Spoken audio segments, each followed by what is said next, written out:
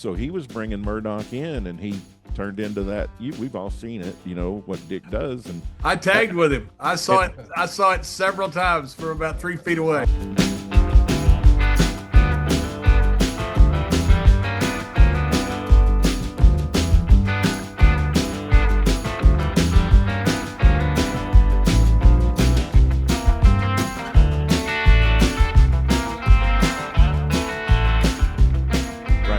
But certain promoters wouldn't.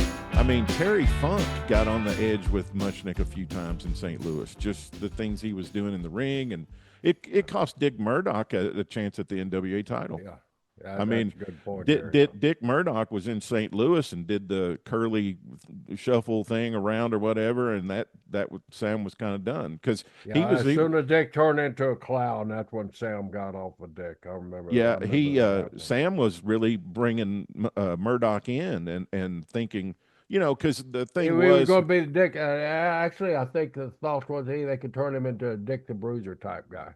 Yeah. If you had a chance at all at the NWA title, you had to work St. Louis a fair amount. And a lot of times you got the Missouri title before you got the world title. And so he was bringing Murdoch in, and he turned into that. We've all seen it, what Dick does. And I tagged with him. I saw it. I saw it several times from about 3 feet away. That Sam's vote went away right there. When Murdoch felt like doing that, he would just do it. He would do that curly go whoop whoop whoop whoop, and he'd do that circle around and thing. You've seen him do it.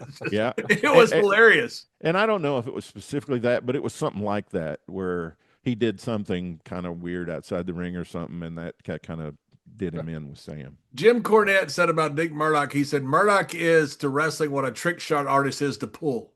That's probably true. I can see that. He can get there, but he gets there in the damnedest ways you've ever seen. And that was Dick.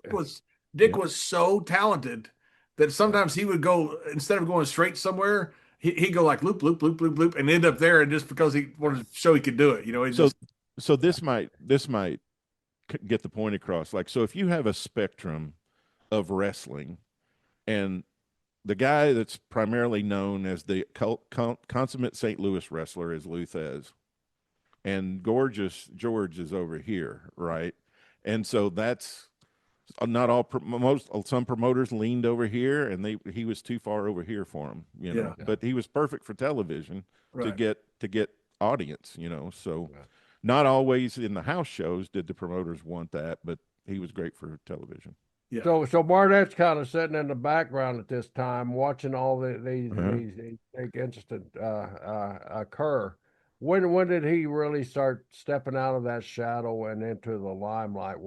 Not long. I mean, by 52. So this thing with Schwartz and Kohler was going on at its height in 50, and probably by 52, Barnett is really He's the director of operations, basically. Right. I mean, he's in charge of everything that's going on with the promotion. Kohler still owns it. Kohler's still the main guy. But Barnett, from the outside looking in, it looks like Barnett's slowly but surely taking over because he's the one out in the public. He's the one working with the boys. He's making all these contacts with the buildings and with the television people. And that just falls right into Jim Zill, as I've discussed with John several times when he brought me in. That's what he taught me, John. I've talked to you about that. You get to the building managers. You learn. He always introduced. I've told you this many times. He always introduced me to the building managers. Mm-hmm. When we had a TV executive, he was always introducing me to the TV, to Jack and I, because he wanted our name out there a lot. And that's kind of like Jim is he knew that program how to get you involved there. And that was my asset that I brought to the table when Vince hired me. Was what I learned off of Jim Barnett.